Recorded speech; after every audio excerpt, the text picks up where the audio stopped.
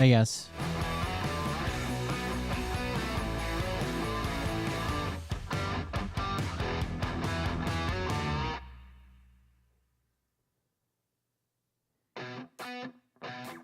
What you think about when you're born into a fire? Let them burn it out. Sell them to the richest buyer. They wanna let the world decay. They tell us lies and fade away, fade away. We feel betrayed. We were raised to lose the race. Wake at the back of the pack, kill it anyway. Listen up now, because we're never dropping out. Beat the odds, beat the big house. The brains are bigger than the doubt. We've been thinking for ourselves, never let the truth fade away. This is bigger than ourselves, we won't let the world burn away, burn away. We feel betrayed. We were raised to lose the race. Wake at the back of the pack, kill it anyway. To blame, haters face the world's mistakes. Wake at the back of the pack. Gee, I just don't think we should be so mean.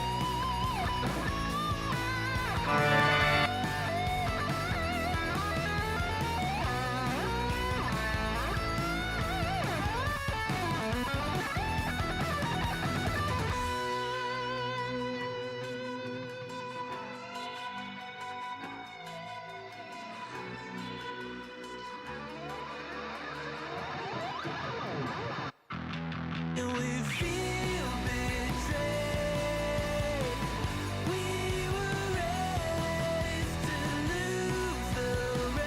We have another key race alert, this one just coming in from Alabama's 4th.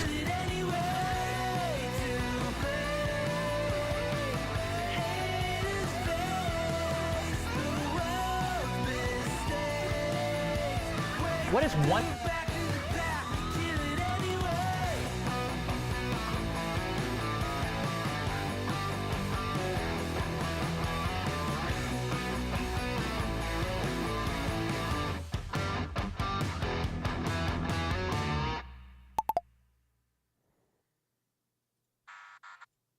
There you go. Hey Daddies, it's me, the Linda Binda from TikTok. I wanted to make this video because I wanted to thank you for watching Cold Beer Confessionals with Will Bird. I think that's just incredible. I've watched a few episodes and I'm just like very intrigued. But you know what I'm most intrigued in is Big Daddy's meat stick. I heard that it's very thick, like a good old German sausage. You know, Linda and her coochie loves that. Oh, never mind. Let's not go there. Anyways, I hope you have a good show and enjoy it as you can. There's a lot of weird things that go on, especially when it comes from the realm of Linda Bindaland. So, enjoy the show. Thanks for watching. Peace out. Oh, welcome everybody. I'm Will Bird. This is Cold Beer Confessional. Thank you for joining us. What's up, guys? What's happening? What's up? How's everybody doing? I don't know. It felt like everything today was just going wrong. Nothing was good. I've lost every fucking thing I've touched today. But I did get some work done. I got some, all the metal pulled off the roof of a building we have to tear down and burn. I got all that done. Got the heater, little heater installed in the side-by-side because the kids are going to be taking it in and out of school. And it's starting to get a little bit chillier around here, especially like in the early mornings. So there's that. Watched Yaller Nuts over on TikTok Live. That was fun. So what are you guys doing? How you guys doing? What's happening? Everybody doing all right? I was going to go live on TikTok last night. I actually made a video talking about like, hey, it's going to rain, so I can't go to the office because it'll be raining by the time I get home. And I didn't want to ride the one wheel all the way in and like fucking piss pour in the rain. Number 2 just resubscribed for 12 months. Thank you for the resubscription. But the damn, I was going to go live on TikTok from the house once the kids went to bed, but the damn wind was kind of whipping pretty bad. Like, there's nothing wrong with Starlink, but I kind of engineered it to where I could, like, tap into the router, and I placed another router so we would have better service at my camper. Because the Starlink, the best place for it is up near the owner's house. And I'm a little bit out of range for, like, the built-in router, the built-in Wi-Fi. So I bought a piece that I can like hike in. Well, the other day when we were moving furniture, I ripped the fucking line down, right? So I spliced it back together. And then last night, the wind was whipping so bad, it like, the router that I have mounted, it like pulled a couple wires loose and whatever. Anyways, I was having internet issues last night, so I couldn't go live. Yeah, basically that's it. I was going to go live, but didn't get to, even over on TikTok. So there you go. Trump has been picking cabinet. First of all, check this out. Like 5 fucking people have sent this to me. It's actually pretty good. This is from a channel called Led by Donkeys. And this is just factual statements about what's happened between Trump and Elon Musk. This is the story of how the world's richest person, the owner of Tesla and X, bought the global town square, then corrupted it before using his immense wealth to help elect a convicted felon. April 14, 2022, Elon Musk makes an unsolicited offer to buy Twitter for $44 billion. He claims the site has become politically skewed and says, for Twitter to deserve public trust, it must be politically neutral. October 27th. By the way, he tries to back out of this. So he makes an unsolicited, right?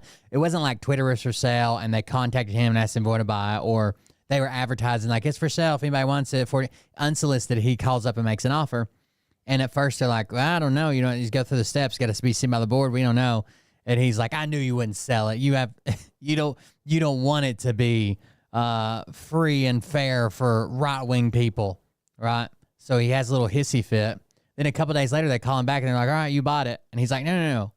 I just made an offer. And they're like, well, that's a verbally binding. You bought it. And he's like, no. I think they ended up having to either threaten him or take him to court to make him complete the purchase. The deal goes through.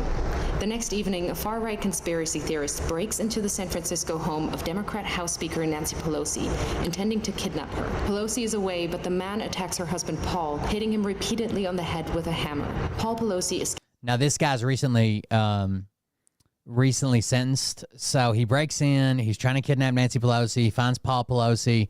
Paul Pelosi is smart enough to call 911 without triggering the guy, right? He's threatening him with a hammer.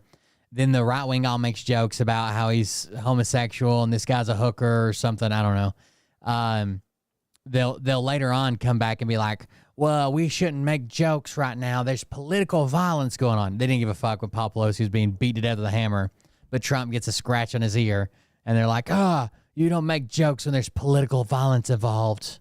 Escapes with his life, but requires surgery for a fractured skull. While most people take the chance to decry political violence, the new owner of Twitter, Elon Musk, posts a tweet sharing an entirely false claim that Paul Pelosi was in fact injured in a drunken fight with a male prostitute with whom he was involved.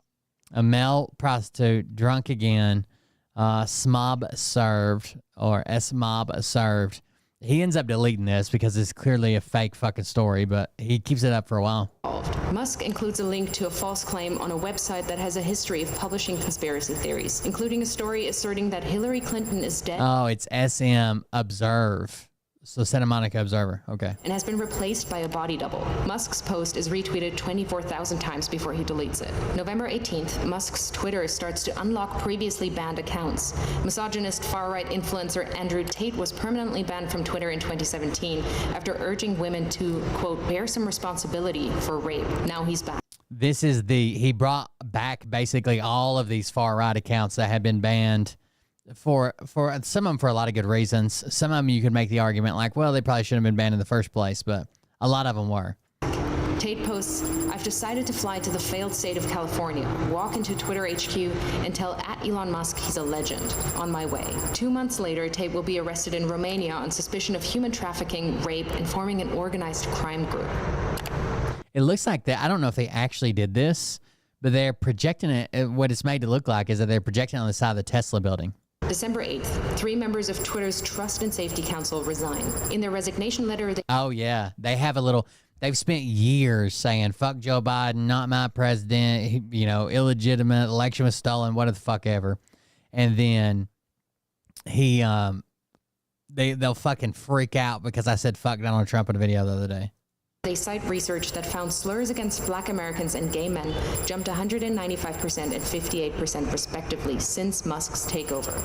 3 days later, the remaining members of Twitter's Trust and Safety Council are dismissed. Musk then tweets that, quote, my pronouns are prosecute Fauci. So he gets rid of all the trust and safety. 2 of them resign. He gets rid of the rest of them. A reference to a conspiracy theory that the COVID crisis was exacerbated by America's top infectious disease doctor. December 16th, having claimed he's a free speech absolutist, Musk bans @ElonJet, a Twitter account that tracks the movements of his private jet. This is a big deal, right? He claims he's a free speech absolutist, and that's what Twitter should be.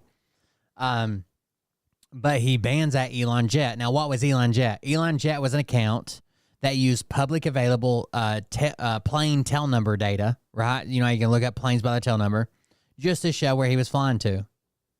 He showed where he took off, where he landed. Sometimes he was on the plane, sometimes he wasn't. It was just, all we would know is that plane left here, left there, and anybody can look that up. It's publicly available data.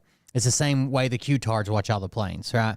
But he bans that account, and not only does he ban that account, he bans a couple of legacy media accounts. So, like news reporters and shit that have referenced that account before. So he goes in, bans that account, and then obviously looks at people that have been retweeting or replying to these and bans media accounts like news reporters who have referenced that account before.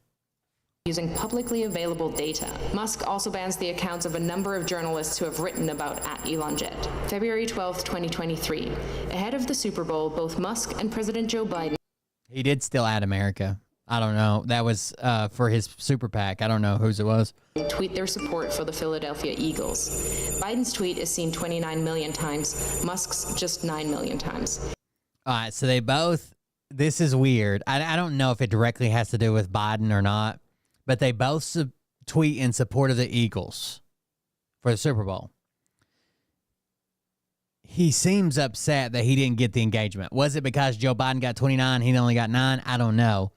But after this, he goes back and has him change the algorithm to increase his engagement by 1,000%.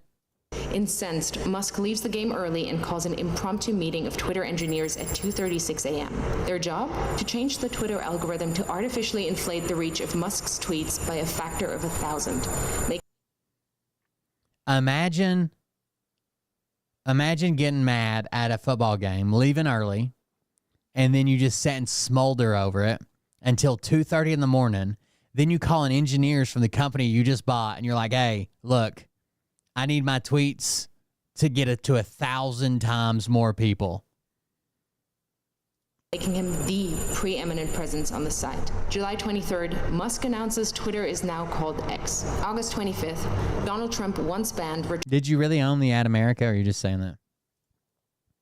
returns to the platform by posting a picture of his mugshot from Fulton County Jail with the words, "Election interference, never surrender." Musk reposts the shot.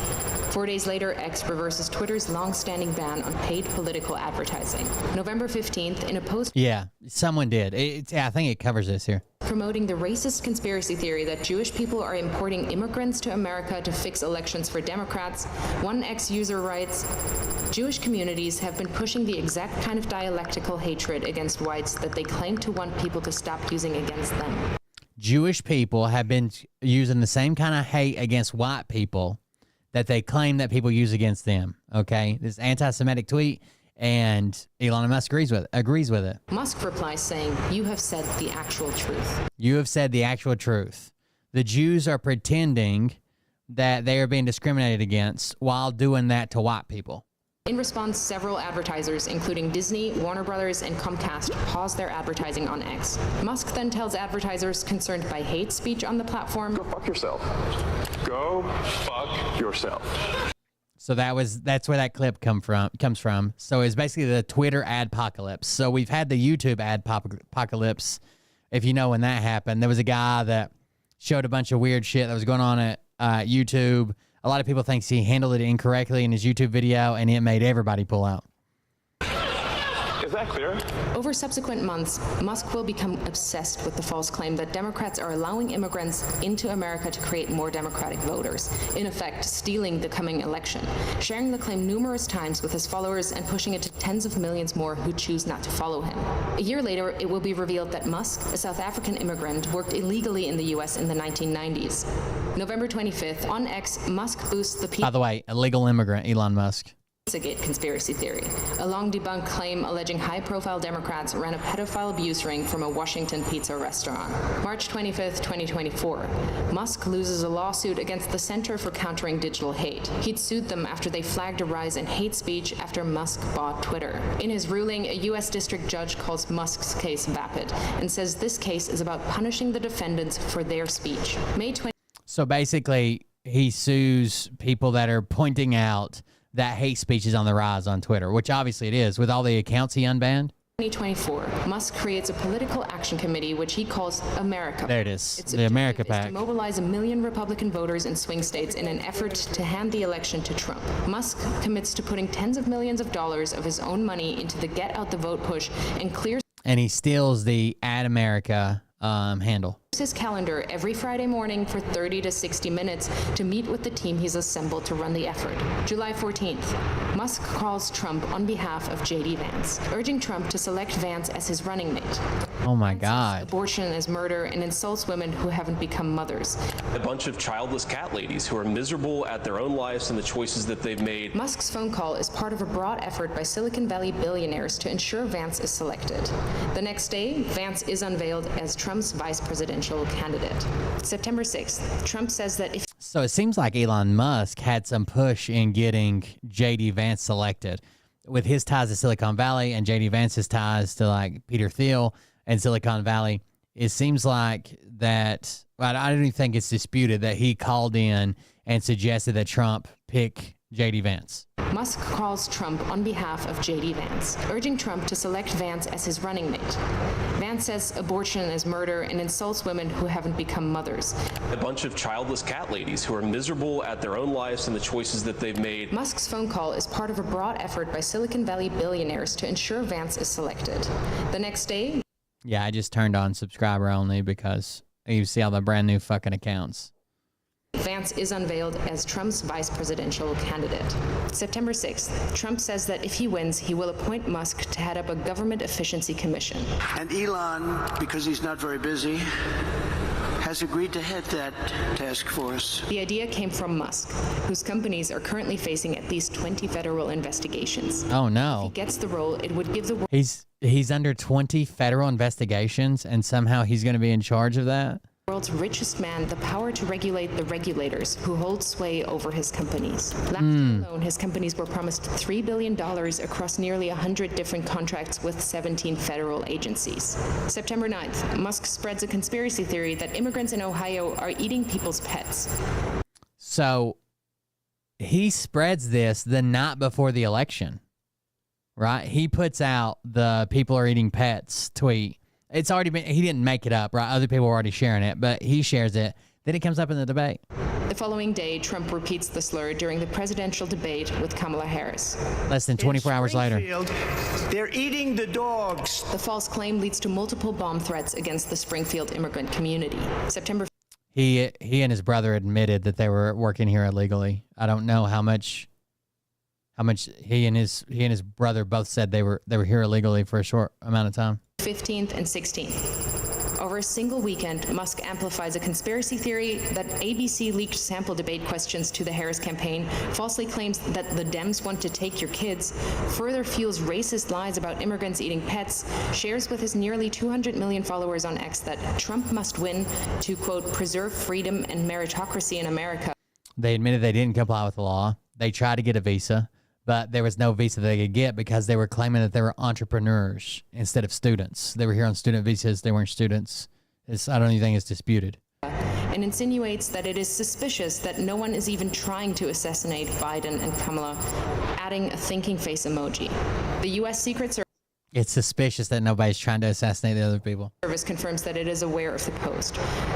The White House issues a statement saying violence should only be condemned, never encouraged or joked about. This rhetoric is irresponsible. October 4th, Musk posts, unless Trump wins and we get rid of the mountain of smothering regulations that have nothing to do with safety, humanity will never reach Mars. This is existential. A 2021 interview with Forbes magazine that Kimball Musk did with him about him and his brother. I don't Google. Musk is the owner of SpaceX and stands to make billions from U.S. government. It's not a disputed fact. His brother told on him, right? Like they were both here illegally. Government space contracts. October 5th, the user handle @America is taken from an X user and given by Musk to his America PAC. That evening, he joins the former president on. Here is Washington Post. Elon Musk, enemy of open borders, launched his career working illegally. Investors in Musk's very first company were worried about our founder being deported and gave him a deadline for obtaining legal citizenship. So if he doesn't have legal citizenship, then he's here illegally. He came here on a student visa, but if you're not a student anymore, you're an entrepreneur making a business, then you're not here on a legal visa.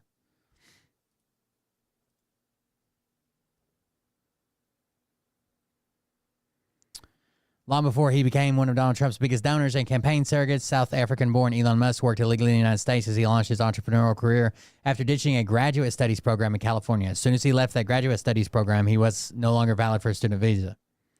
According to his brother, former business associates, court records, and company documents, Musk in recent months has amplified the Republican presidential candidate's claims that open borders and undocumented immigrants are destroying America, broadcasting those views to more than 200 million followers on his site, formerly known as Twitter. What Musk has not publicly disclosed that he did not have legal right to work while building the company that became Zip2, which sold for about $300 million in 1999. It was Musk's stepping stone to Tesla and the other ventures that have made him the world's wealthiest person and arguably America's most successful immigrant. Musk and his brother Kimball have often described their immigrant journey in romantic terms as a time of personal austerity, undeterred ambition, and willingness to flout conventions. Musk arrived in Palo Alto in 1995 for a graduate degree program at Stanford University, but he never enrolled in those courses, working instead on his startup. So he arrived on a student visa in 1995 for a degree program, graduate degree program at Stanford that he never enrolled in. Leaving a school left Musk without legal basis to remain in the United States, according to legal experts. Foreign students cannot drop out of school to build a company, even if they are not immediately getting paid, said Leon Fresco, a former Justice Department immigration litigator. If you do anything that helps to facilitate revenue creation, such as design code or try to make sales in furtherance of revenue creation, then you're in trouble, Fresco said. Musk's freewheeling business approach soon conflicted with Zip2's hopes of becoming a public company or entering a higher-profile merger, which would have subjected it to scrutiny by the U.S. Securities and Exchange Commission, according to former associates. When the venture capital firm Davidow Ventures poured $3 million into Musk Company in 1996, the funding agreement, a copy of which was obtained by the Washington Post, stated that Musk brothers and an associate had only 45 days to obtain legal work status. Otherwise, the firm would pull its investment. Their immigrant status was not what it should be for them to be legally employed running a company in the United States, said Derek Prudian, a Zip2 board member at the time who later became chief executive. Investors agreed. Prudian said, "We don't want our founders being deported, and there's a real chance of that happening here." Another large shareholder at the time who spoke on the condition of anonymity to discuss sensitive matters said a minor problem drew additional attention to the Musk brothers' unresolved immigration issues. Musk told co-workers he was in the country on a student visa, according to 6 former associates and Zip2 shareholders. "We want to take care of this long before there's anything that could screw it up, the company's path to an initial public offering," Prudian recalled. In Elon Musk's public retelling of his immigration story, he has never acknowledged having worked without proper legal status. In 2013, he joked about being in a gray area early in his career, and in 2020, Musk said he had a student work visa after deferring his studies at Stanford he never enrolled in. His brother later admitted to it in a podcast. I was legally here, but I was meant to be doing student work. Then you're not legally here if you're not enrolled in school on a student visa. You're not legally here. Stage in Pennsylvania, jumping about wildly. Fight, vote. By now, he's moved with his senior team to a war room in a hotel in Pennsylvania to focus full-time on the Trump campaign. He speaks to Trump multiple times a week, is doing a... In 2005, Musk acknowledged in a late-night email that he did not have any authorization to be in the United States when he founded Zip2. The email from Musk to Tesla co-founders Martin Eberhard and J.B. Straubel was submitted as evidence in a long-since-closed California defamation lawsuit and said he applied to Stanford so he could remain in the United States legally. "Actually, I didn't really care much for the degree, but I had no money for a lab and no legal right to stay in the country. So that seemed like a good way to solve both issues," Musk wrote. Then the internet came along, which seemed like a much surer bet. Musk never enrolled at Stanford, even though he claims that he would have to be here legally. In May of 2009 deposition, he said he called the department chair 2 days after the start of the semester to say he wasn't going to attend. In the same deposition, he said he began working at Zip2, originally called Global Link Information Network, in August or September of 95. Upon not enrolling, Musk would have had to leave the country legally, according to all legal experts in immigration laws at the time. He would have not have been allowed to work. A series of pro-Trump town halls across the state and has recruited lieutenants from his company. Well, that's called moving the goalpost. At first you said there's no evidence that he was here illegally. Then I brought all this evidence out, his own brother admitting that both of them are here illegally, his shareholders, his own deposition, his own emails. And now you're like, well, it's not much difference than fucking being a trafficking coyote, I guess. Companies to join him. October 15th, legal filings from Musk's Political Action Committee show he has personally donated at least $75 million to... $75 million. When you put $75 million, right, he invests money. When you put $75 million into something, do you think you want a return on $75 million? The effort to re-elect Trump. October 18th, it's revealed that another Musk-funded group called Future Coalition PAC is targeting Muslim voters in Michigan. If you come on a student visa and you drop out or quit or whatever, you're technically here illegally. And the longer you're here illegally, the more severe that is. And students know this when they get a student visa, that if for some reason they stop attending school, they drop out, they flunk out, their funds don't come through, they quit, whatever, then they're supposed to report that and then travel back home. And Jewish voters in Pennsylvania with diametrically opposed political advertisements about Kamala Harris. So one of the things that the America PAC did was they targeted voters in swing states, and they would target the Jewish community and say she doesn't support Jewish people, she's big on Hamas, she wants fucking Gaza to whatever, right? And then they would target the Muslim community and say she's Jewish. Look, she's got a Jewish spouse, a real pro-Israel president when we need one. So they made them like they were positive. They made these ads as if they were positive for Kamala, but they sent it to the wrong people on purpose, right? So you send Muslims the pro-Jewish one, you send Jewish ones the pro-Muslim one, and there you go. In areas with large Muslim populations, the group is painting Harris as a close friend of Israel and is suggesting that she's beholden to the beliefs of her Jewish husband. But in areas with large Jewish populations, the ads say Harris panders to Palestine. When you're not looking. Simultaneously, So these are two opposite ads they sent to opposite groups of people. Musk is offering $100 It's not, I don't think there's anything illegal about it. I'm just pointing out that's what they did. to any Pennsylvania voter who signs his online petition as part of an effort to build a list of likely Trump voters. He also started. This was under scrutiny because the $1 million giveaway or whatever, they made it seem as if it was a lottery, everybody be interested to win. Turns out he was giving the money to his PAC, and his PAC was picking spokespeople or something. It was really shady, but that's about it. Starts giving away $1 million a day to a randomly chosen voter who signed the petition. October 19th, it's revealed that the See, even this says randomly chosen voter because that's the way he laid it out. It was a randomly chosen voter who signed the petition would get $1 million a day, and other people were going to get $100 just for signing it from a swing states. But it wasn't a randomly chosen voter. He gave the money to the PAC. The PAC would review these people, look up their social media, figure out who would be good spokespeople for the PAC, and then they would be the winners. Building America's Future PAC, another Musk-funded campaign group, is impersonating the Harris campaign by setting up. It's like if you go to your state's lottery, right, and you buy a lottery ticket, and instead of them just reading out the numbers and seeing who won, they read off 10 sets of numbers, and then they go through and see who bought the tickets, and whoever's the best public speaker wins or something. You know what I mean? A fake website containing fake policy positions, then sending out text messages. This is real shady. They made a fake website as if it was her policy website and then sent it out to swing voters, I guess. PAC, another Musk-funded campaign group, is impersonating the Harris campaign by setting up a fake website containing fake policy positions, then sending out text messages driving voters to the fake site.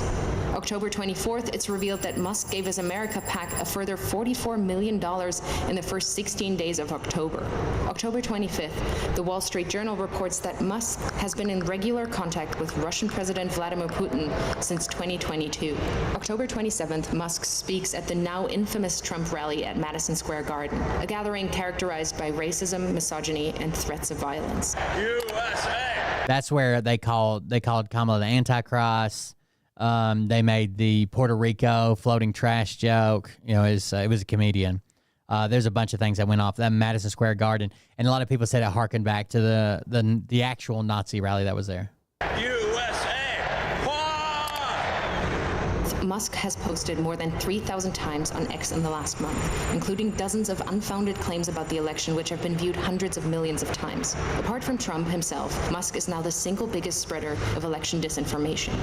November 5th, Trump wins the presidential election.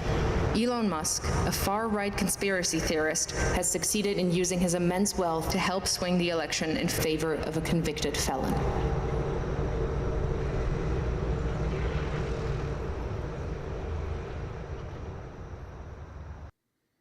So I don't know if they actually did it there, but it was well put together, I think.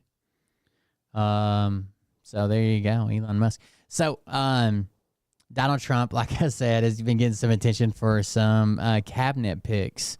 We can check out a couple. Hold on.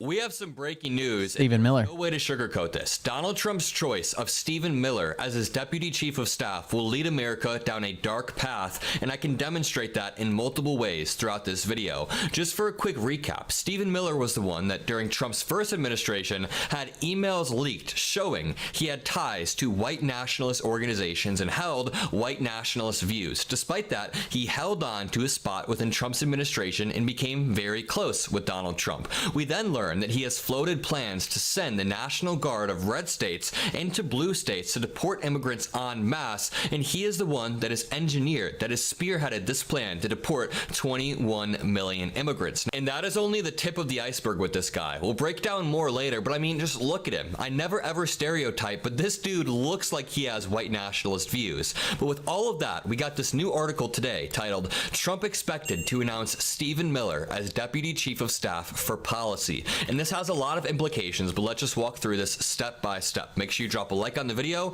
and make sure you subscribe for more pro-democracy content. So this article reads, President-elect Donald Trump is expected to announce in the coming days that Stephen Miller, his top immigration advisor, will serve as White House Deputy Chief of Staff for Policy.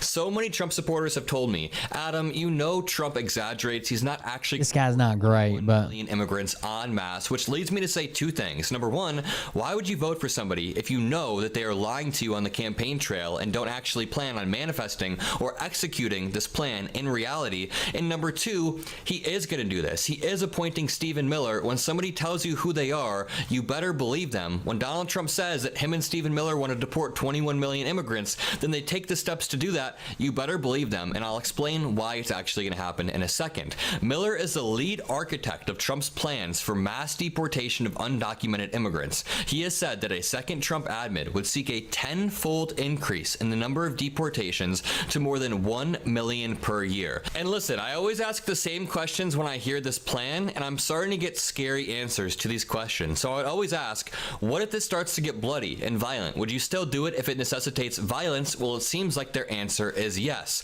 I always ask, where are you going to get the resources for this? What, are you just going to deploy the National Guard? Well, it seems like the answer is yes. I would always ask, what happens when there is a grandma? What if there's a grandma who needs to be deported, but she has kids who are here legally? Are you just going to deport the grandma? The answer is yes. They literally just say yes. Let's break down their plans step by step, then let's break down who Stephen Miller is. So this article reads, they want to begin mass deportations of migrants in the U.S. on day one. Speaking last month at Madison Square Garden in New York, Trump said, quote, on day one, I will launch the largest deportation program in American history to get the criminals out. I will rescue every city and town that has been invaded and conquered, and we will put these vicious and bloodthirsty criminals in jail, then kick them the hell out of our country as fast as possible. Okay, we can put aside the fact that immigrants commit crimes at lower rates than native-born citizens, even though Trump says they are vicious and bloodthirsty. We can put aside the fact that deporting even 1 million immigrants would nuke the American economy. It's probably going to be the guy in charge of this and another guy I'm fixing to show you in charge of his deportation plan. Do you know how many manufacturing plants rely on immigrant labor? Because, well, they call it low-skill labor, but it's actually easily trainable labor. People can be trained to do these jobs easily. Therefore, immigrants are perfect because they come over here to work and they get a job that they can do on day one. In one of his first personnel announcements, Trump announced via social media late Sunday that he would put Tom Homan, his former acting immigration So we're going to talk about Tom Homan as well. Customs Enforcement Director, in charge of all deportation of illegal aliens back. He's the border czar now. Tom Homan, he used to be in charge of ICE. Now he's the border czar for Trump.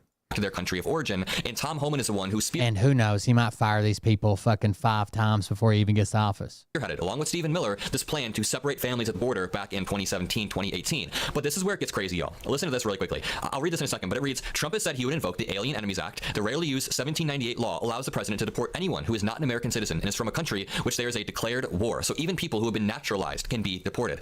He has spoken about deploying the National Guard, which can be activated on...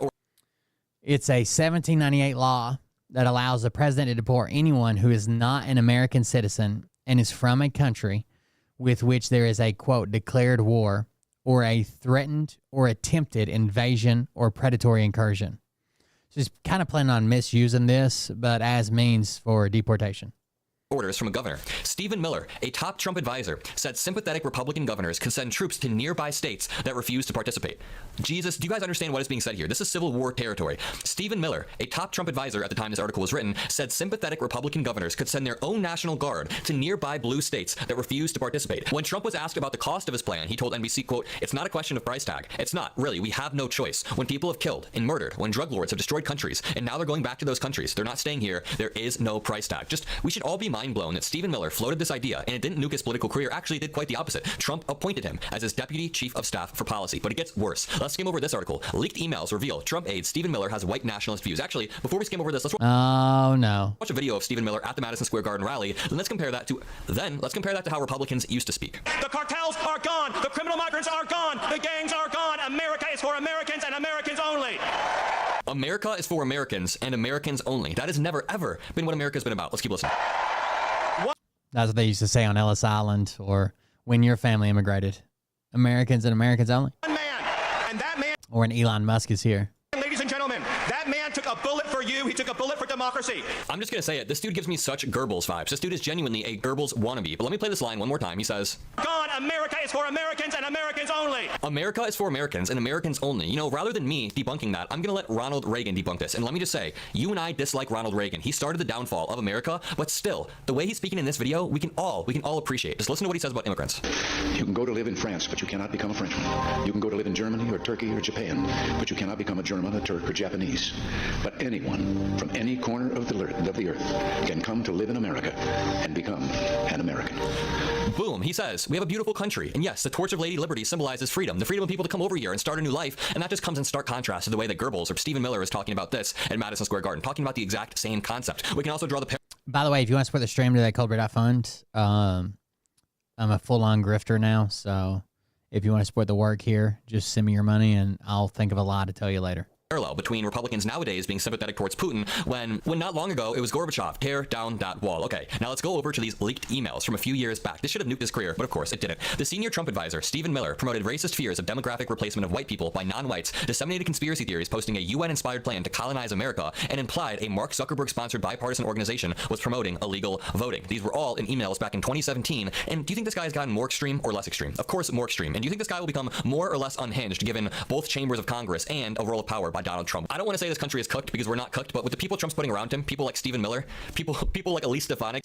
Yeah, but if you're in jail, your OnlyFans account will really fucking take off. Who has no foreign policy experience being our ambassador to the UN, we are very cooked. But we have this pro-democracy community we've built. The emails were part of a correspondence with Katie McHugh, a far-right writer for the website Breitbart. Some of them said, the entire refugee asylee agenda, Simpson writes, must be viewed as a UN-inspired plan aimed at the West, especially America, to erase borders and dilute Western culture. This was an article that Stephen Miller forwarded. And let me just say, do you guys... Again, dilute Western culture. What was it they said? That they're diluting the bloodline of America?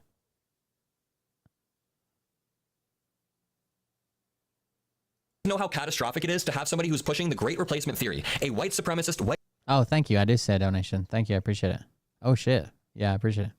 You smell like beef and cheese sometimes. Nationalist conspiracy theory. This person will be in charge of Trump's administration. Beef and cheddar. But in charge of the mass deportation of millions and millions of people. And this guy is straight up unhinged. Let me Thank you for the donation. A few months ago, where journalists presses Stephen Miller on his deportation plan, and Stephen Miller loses his shit after a few questions. So Colin Rugg tweeted out, new, Donald Trump is expected to announce Stephen Miller as his deputy chief of staff for policy. Miller is a strong advocate for a secure border and has repeatedly called for mass deportations. This is sane-washing it. He's not just a strong advocate for a secure... This guy has many meltdowns. Wait till you see. This guy just asked him about what's going to happen, right? Border. He's got Hitlerian policies, Hitlerian plans. Miller says he hopes to see deportations increase by 10 times to over 1 million per year. He will help Tom Homan as the border czar. Take a listen to this clip. Day one. All these criminal migrants that have been flooded in the country are going to be the first. That's right. By the way, Will has the Twitch. He gets bits, and he has a Buy Me a Coffee account. Yeah, the stipulation for being a grifter is not that you earn money where you grifting off your boss at work. It's the fact that you provide no value or lie to do it. first to get thrown out of here. I mean, you've seen case after case, these heartbreaking tragedies. Those ones are going to get found and deported first. And look at this Venezuelan gang. You have a Venezuelan gang that is taking over entire apartment buildings in Aurora, Colorado, and that's responsible, by the way, for some of the most heinous crimes that have happened all over the United States. The crime rate in Venezuela is down, I believe, a little bit over 60%. Okay, so this guy is just sweaty and evil, but take a look at what happens when this reporter starts to press him. But I was asking to you about figures, numbers, what I'm saying facts. to you is the facts are the dead bodies. The facts are... You said that Caracas has a lowest crime rate than the USA. The facts are the mutilated bodies. The facts are the people in the morgues that are dead. I was asking you about Caracas and the numbers in Caracas. Are you trusting the numbers of the dictatorship? I am trusting the fact that Kamala Harris is letting illegal immigrants into this country who are raping and murdering children. I had been very respectful. Why are you jelling? Do you know who Jocelyn Ungri is? Do you know who she is? Do you know how Tell me many who she people is experiencing violence in Caracas? Who is she? Who is Laken Riley? Why are you yelling again? Because I'm yelling because children are being raped and murdered. I was just asking for figures and you have not replied to me about those figures. Okay, so this guy is so incredibly unhinged, and props to the journalist on the right, but what the journalist said is, how are you going to trust figures coming from the Maduro regime? They are inherently dictatorial, and you can't trust these numbers, and Stephen Miller goes red in the face. Murdered. Do you know who Kayla Hamilton is? Do you trust the numbers of Nicolas Maduro? I'm asking again. I trust a ruthless dictator will empty his prisons and send their criminals to our country. Do you trust his numbers? Drifter Reeves. There you go. Maduro? I trust that he does not want his criminals to be... So you believe in his numbers? I believe he's sending his criminals to our country. And do you think that the crime rate in Venezuela have decreased? Do you not believe the law enforcement reports of Venezuelan gangs in this country? I was asking for the Venezuelan government figures, not the figures here. This guy got rattled. He got rattled by a journalist who's still going to school for journalism, I believe. It's just because he has an accent. Absolutely insane. This is the guy who's supposed to lead Trump's administration. Venezuelan gangs in this country or not? Yes or no? What are the figures that you say to say that in Caracas the number is lower than in the USA? Venezuelan gangs in this country or not? So you don't have numbers? You know who has numbers? The Department of Homeland Security. You can ask Mayorkas for numbers. You can ask Director Ray for the numbers. Sir, I'm telling you. You said that in Venezuela the crime rate is lower than the USA. Yes, because what are your numbers? That's my question. Because the criminals are here now. He knows that he got caught trusting the numbers of a dictatorial regime. Well, the immigration policy that's Maduro, right? So it's a dictator. He's going to put out the best numbers he can. Like, we don't trust the numbers out of North Korea either. Stephen Miller outlined is essentially the first-term Trump administration on steroids. And the key thing to know here is that President Trump never got a major piece of immigration legislation through Congress, but he's still done a lot. And the reason is he has advisors like Stephen Miller who understand the regulatory machinery of government. Things like the zero tolerance and family separation policy, that was not legislation. That was done by executive action. So there are lots and lots of things that the executive can do by themselves. Lots and lots of things the executive can do by themselves. And I just want to bring your attention back to not only the disgusting leaked emails that show that Stephen Miller is a white nationalist or sympathetic to white nationalist views, but the wild thing is, right here, is Stephen Miller saying that sympathetic Republican governors, so governors from red states, could send troops to nearby states, so blue states, to deport people. So that refuse to participate. So he's suggesting that red state governors activate their National Guard, send them into blue states because they're not participating in their roundup.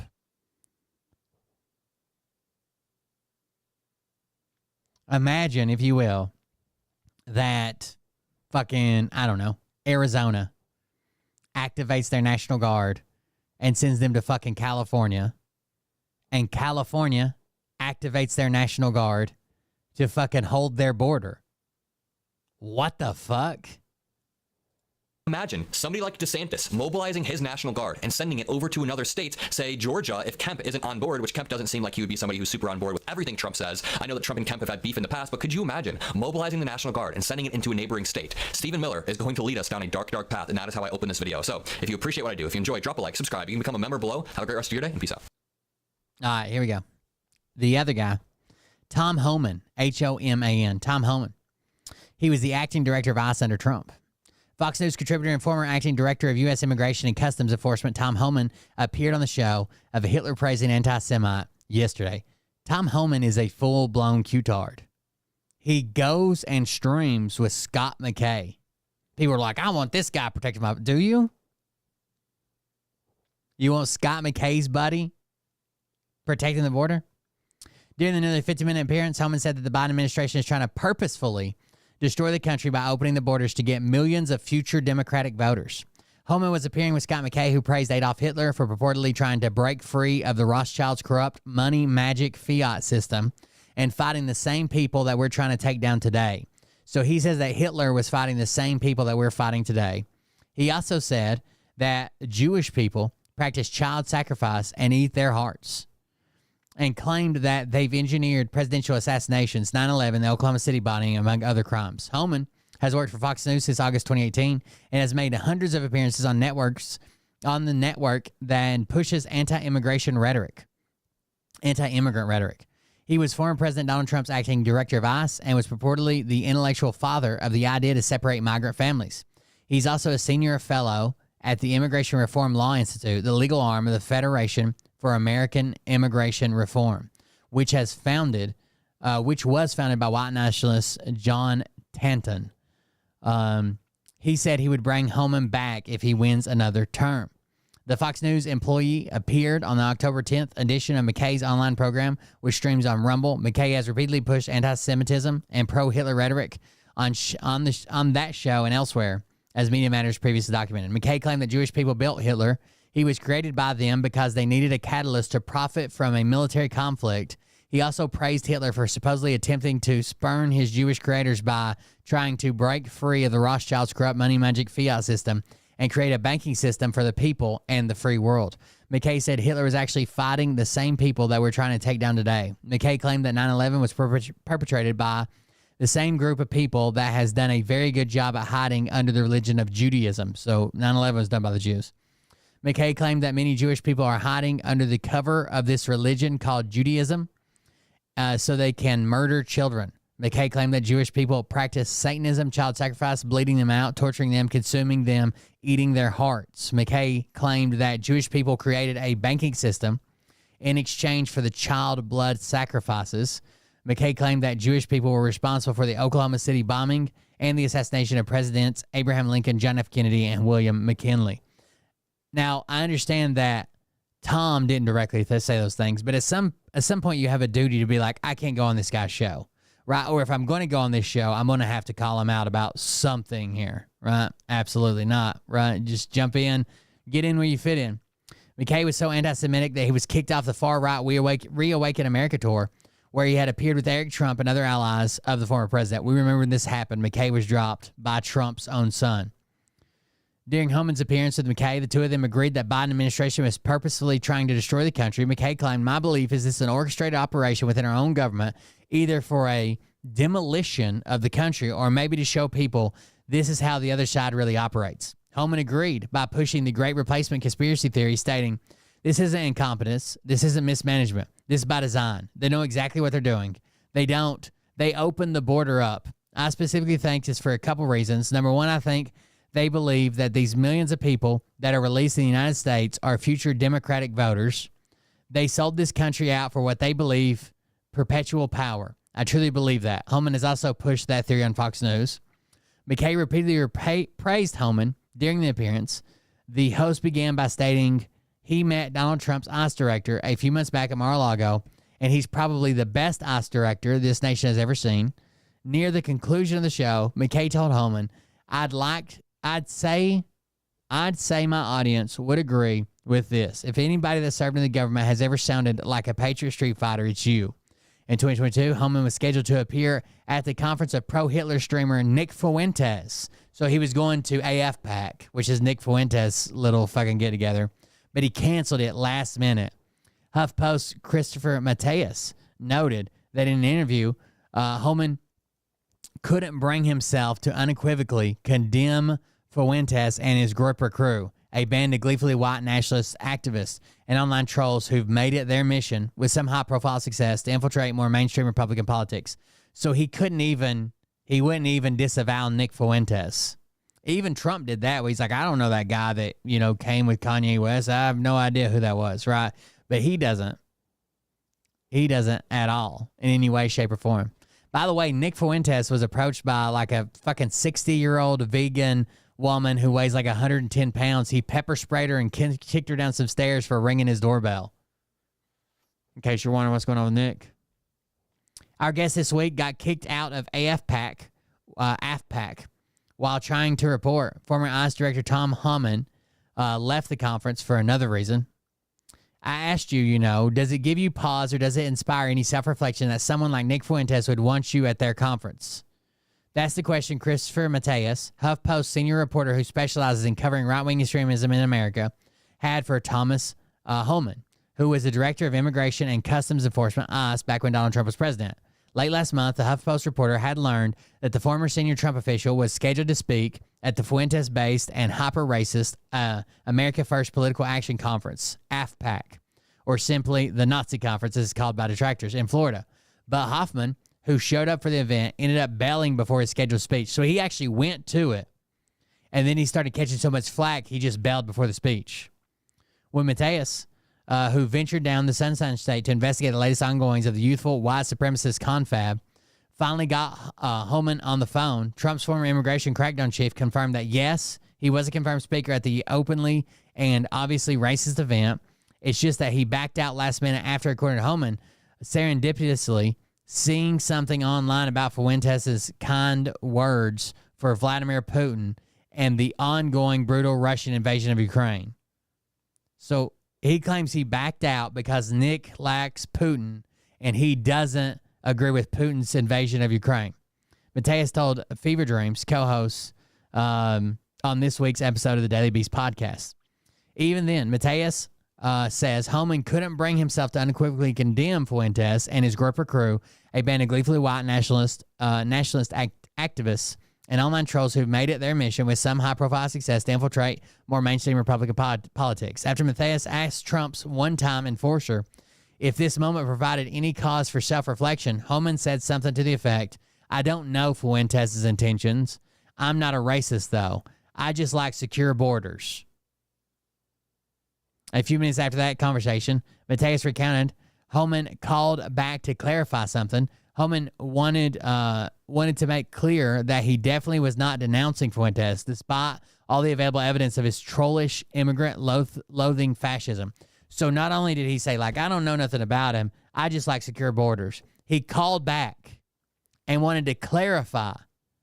Hey, I'm not saying anything bad about Nick Fuentes, right? I'm just saying I just don't know. I don't want to say anything bad about him. It was not the clarification I was expecting, Messiah said. He said, I'm not saying this is a bad group. I'm saying I don't know.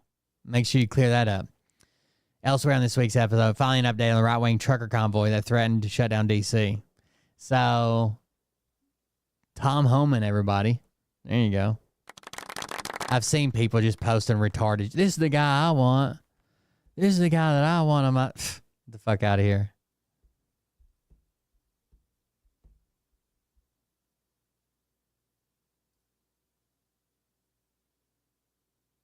What's up, Ironside? Thank you. Thank you for your service. I appreciate it. Happy Veterans Day to all the veterans. I don't know why all those messages come through at once.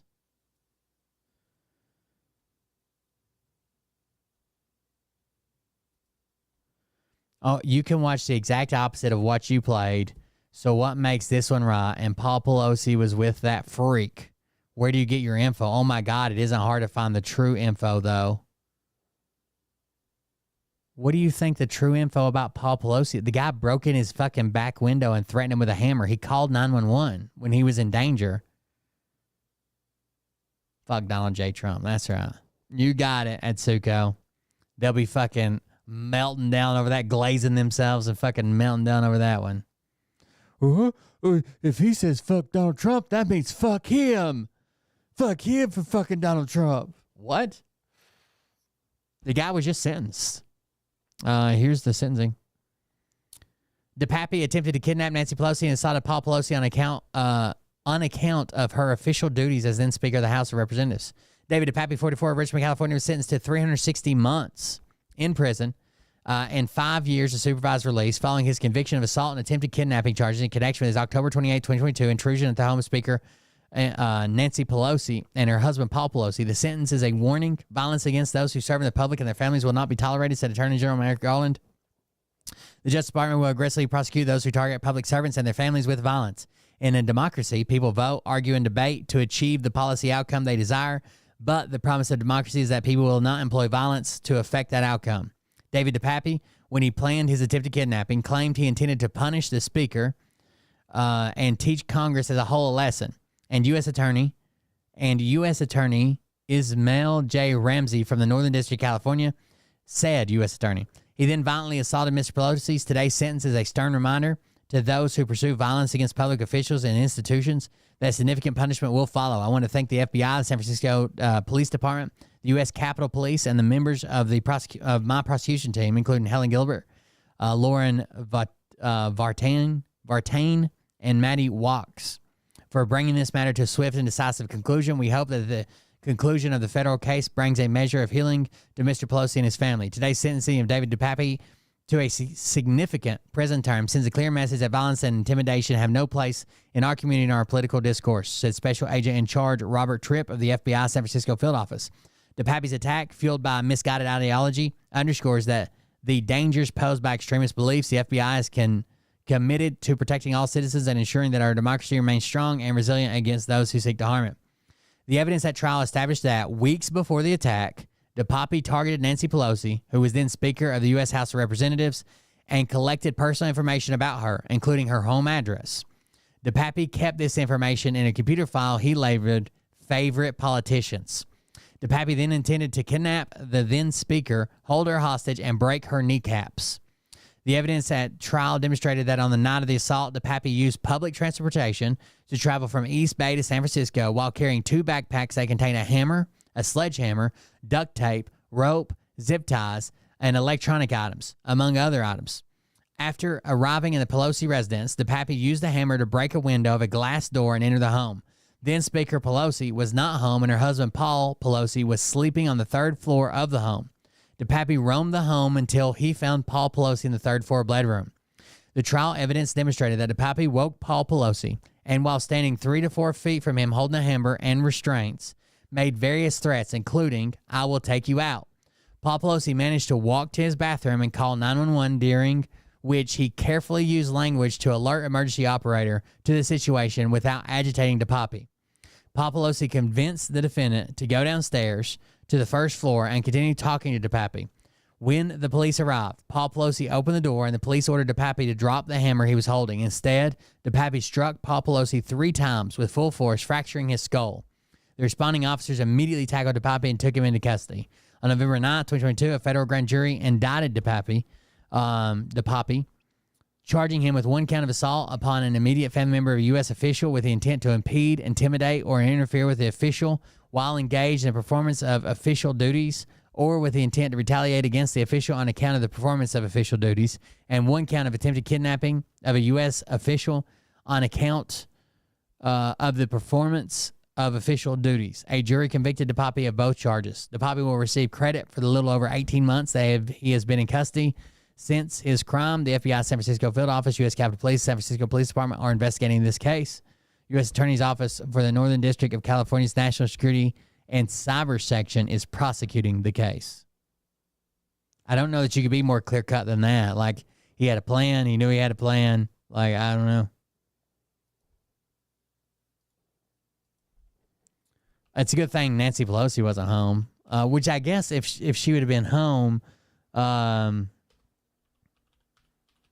there might have been more security there around the house. I'm pretty sure he apologized as well. Here it is. David DePappy apologizes for attacking Paul Pelosi and gets 30-year sentence again. DePappy, who didn't get to speak in court in the original trial on assault of Nancy Pelosi's husband, gets no change to original sentence. The man who was convicted of assaulting the U.S. House Speaker Nancy Pelosi's husband in 2022 is resentenced to 30 years of prison on Tuesday with no change in his original sentence after the case was reopened so he could speak during his sentencing hearing, local news reported. DePappy was originally sentenced to 30 years in prison on May 17th for forcibly entering Pelosi's home in San Francisco early on 28 October 2022 and clubbing her husband Paul in the head with a hammer in a politically motivated attack. During the original sentencing, U.S. District Judge Jacqueline Scott Corley failed to give DePappy a chance to address the court, a clear error under the federal judiciary rules, the judge wrote in the court filing the next day. She also scheduled a hearing for Tuesday to resolve the issue, allowing DePappy to speak on his behalf. He did, apologizing for the attack, before Corley sentenced him again to 30 years in prison, reported ABC 7, a local ABC affiliate in San Francisco. In November, jury found, blah, blah, blah, 44-year-old, driven by far-right conspiracy theories known as QAnon. He broke into the back door in the early hours of 28th, interrogated. He wanted to kidnap Nancy Pelosi, interrogate her, and post footage online. Instead, he found Paul Pelosi, 82, at the time, and awoke to DePappy in his bedroom with a hammer and zip ties asking, "Where's Nancy? Where's Nancy?" Paul Pelosi was able to call 911. Police officer arrived just before DePappy struck him in the head multiple times with a hammer, knocking him unconscious. Paul Pelosi required surgery for a skull fracture as well as injuries to his arm and hands after the attack, which was captured on police body cam footage. Paul Pelosi said his injuries have continued to affect him, according to a letter filed in court. In addition to dizziness and metal plate that remains in his head, Paul Pelosi said he has struggled with balance and has permanent nerve damage in his left hand. Pelosi, the Democratic Speaker of the House of Representatives at the time of the attack, was in Washington when it occurred. DePapi had his history of promoting conspiracy theories online and had shared misinformation about COVID-19, the Jan 6 insurrection, as well as false claims that the 2020 election had been stolen from Donald Trump. He had been unhoused and experiencing drug abuse and mental illness in the years leading up to the attack, his ex-girlfriend told the local media. DePapi still faces separate charges stemming from the Pelosi break-in and attack, including attempted murder. Those charges carry a potential of sentence of 13 years to life in prison. He has pled not guilty to those. There you go. So he's still facing even more charges. There was a fuck up. I guess the judge just looked over. He's supposed to be allowed to speak. So there you go. They brought him back in and just let him speak, but nothing changed from that. Nothing changed. Still the same thing.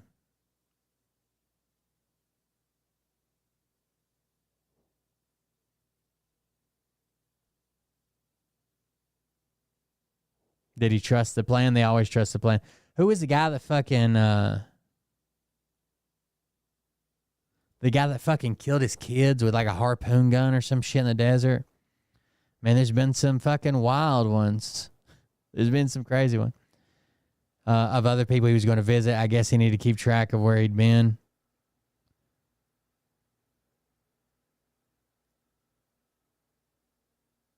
Dropping friends and family due to, well, I guess it's more serious. It's not about politics, right? It's about moral code. I don't know how Christians can claim to be Christians, but fucking don't want to feed the hungry. Don't want to help the immigrants. Don't want to help the poor. Don't want to help anybody. They just want to fucking violent rhetoric, rape, fucking divorce. It's about morals. I think it's a moral. I think it's funny when they're like, "Oh my God, it's just politics." You voted to potentially take away the health choices from 54% of the population or whatever. Like what? And you take healthcare away from them. Like that's not politics anymore. You've crossed a moral line.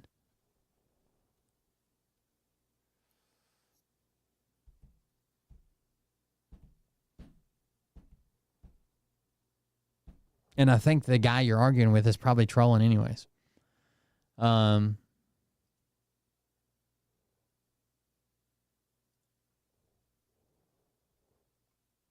Or when the biggest triggering point that I thought was funny on TikTok is when people are like, I hope you get what you vote for. And they're like, you fucking bitch, what's that supposed to mean? I can't believe you'd say that to another woman. I thought we were all about empowering women. And now you're saying, all they said was, I hope you get what you voted for.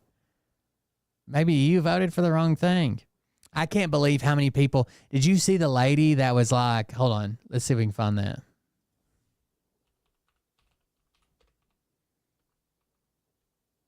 When Matt Walsh texted out that Project 2025 was real, there was a woman that's like, whoa, you better leave my son out of it. Like, he's gay, but he's not one of those trans people. He leaves everybody alone. He leaves everybody alone. He's fine. He's a good guy. Like, it was just, I don't know, it was wild. People trying to say, well, what about this? I don't like Project 2025. I can't believe. It's like, what were they calling it? The leopard eating face party. And they're like, I hope a leopard eats your face. And you're like, what the fuck? How could you say that, you fucked up piece of shit? Well, isn't that what you voted for? I can't remember where we watched it at, or where I watched it at. Let's see if I can do this on.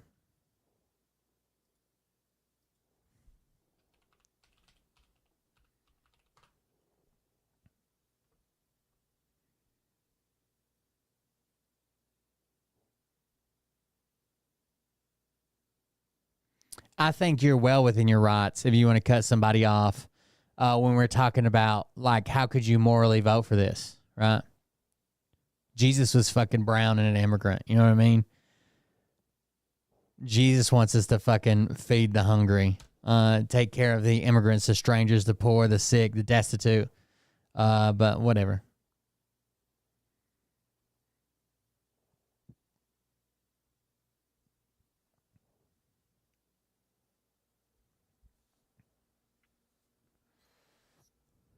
I don't know. I guess I didn't watch it on YouTube. It was like people freaking out that they got exactly what they voted for, basically. Was it Midas Touch that did it, or was it, let's see.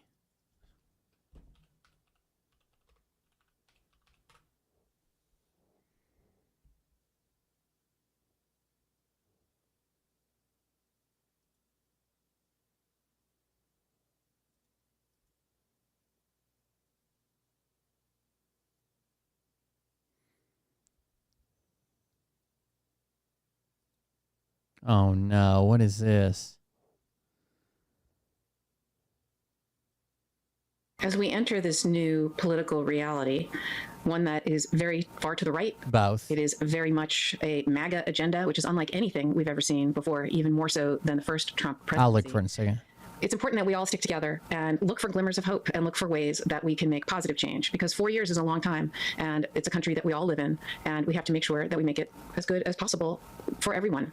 Who knows? Maybe having control of the House and the Senate and the White House and the Supreme Court, all three branches of government, maybe the backlog and the traffic jam, whatever you want to call it in Washington, D.C., maybe it'll finally be closed for certain issues. Maybe the economy will get better. Certainly we all want that, right? And we all want to be safe. We all want to prosper. We all want hope. And so while there's going to still be a lot of resistance to protect our rights, things especially for women, abortion, etc., and there's a lot of resistance that will be in place so that our rights don't get taken away from us. Hopefully, it is not all bad and all negative. Hopefully, it'll be less chaotic, and hopefully, it'll be more of a path towards prosperity, which is what he says, right? One of the things Donald Trump talks about, make America great again. Who doesn't want America to be great, right? So I say all this. It's hard for me to get these words out, but I'm trying to find some glimmer of hope. And even Phil was like, yeah, of course Project 2025 is the plan. That's what we want. That's what we've been talking about this whole time. I preface what I'm about to say with all of that because the appointment of Susie Wiles as his chief of staff seems to be a glimmer of hope. By all accounts, across both aisles, she is somebody who is a sober choice. She is not team crazy. She is somebody who apparently helps him tame his worst instincts. I don't know her. I don't know much about her. And frankly, I had to read up about her when he... I know she's got some big pharma ties. I know she's got some other BlackRock ties and shit like that. Appointed her to be his chief of staff because, first of all, that's the most important role in Washington. It's the boss of the entire presidential staff. No one's saying you can't vote how you vote. I don't blame people. I've got a friend that has family members that are possibly facing a fucking being kicked out of the country, right? Dreamers. DACA kids are now potentially facing being kicked out of the country. Let's say they come out with a law that says everybody named Sherry B140 is potentially getting kicked out of the country, and that's what somebody's running on. I'm running on it. I'm running on Sherry B140. I'm going to try my best to kick her out of the fucking country, deport her, and send her to the fucking Russia. And you're like, hey, I didn't do anything wrong. Like, I'm just trying to live my best life here. I was fucking naturalized or born here, right? Like, I should be able to live here. And I'm like, no. So then all your friends vote for me. And they're like, well, I don't think they'll really do it. I don't think it's that bad. I just want low gas prices. Who cares if a Sherry B140 gets kicked out? You would be well within your rights to be like, well, I don't know if we can be friends anymore. Right? She's everybody's boss. She's the chief of the staff. And so to get to Donald Trump, to get on his agenda, you have to go through her. Now, obviously... And these retards think that gas is going to go back to... Clip this. These retards think that something Trump's going to do is going to put gas at $1.85. People will go around her, and they'll try to go around her, and she'll pick her battles. Apparently, that's her reputation, is she knows when to pick her battles, she knows when not to, and do it at your own peril. This is a woman who seems like a tough as nails. She's not one to speak out publicly, apparently, and she stays focused and she gets the job done. And she doesn't seem like she's one of the team. Sounds like that would be great if Trump had somebody to keep him on track and keep him in the realm of not craziness. The problem is he usually fires those people. Crazy, MAGA, dangerous people, because we know there are a lot of them. And so hopefully she will keep some sanity, and she will hopefully keep the policies in the White House, ones that aren't dangerous for our country, that aren't anti-women. I mean, the fact that he chose a woman, I think, is also...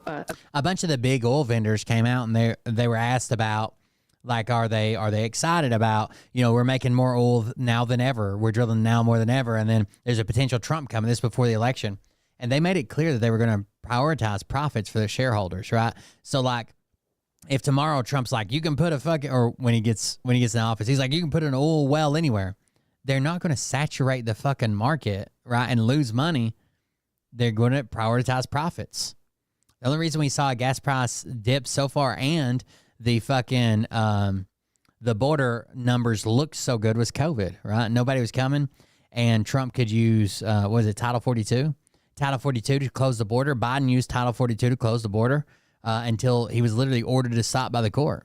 A good sign that he's trying to send a message. And look, I am as upset and hurt and angry as almost anybody, but I refuse to allow this to destroy our country. And so please don't take my trying to look at the positive as in any way throwing in the towel. We will not stop fighting, but I do want to call it like I see it. And I do think this is a good choice compared to some of the choices. Hopefully she'll Good last. deal. He went through, 4 or 5 chiefs of staff in his last iteration.